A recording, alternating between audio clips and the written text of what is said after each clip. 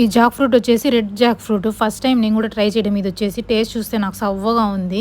ఎంత ఎర్రగా ఉందంటే మన బీట్రూట్ ఉంటుంది కదా అట్లానే ఉండదు. నేను ఎంతసేపు వీడియోలో చూడడమే కానీ నేనైతే ఎప్పుడు ట్రై చేయలేదు ఇది వచ్చేసి. కాకపోతే ఈసారి మా వాడికి ఇట్లా కట్ చేస్తే తినడని తెలిసేసి నేనేం చేశానంటే జ్యూస్ కొట్టేసి ఇచ్చినాను.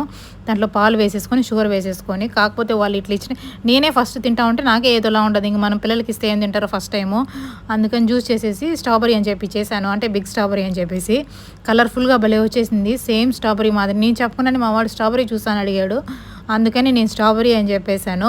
మీలో ఎంతమంది పిల్లలకి ఇలా చెప్పి ఇస్తారో కామెంట్ చేయండి.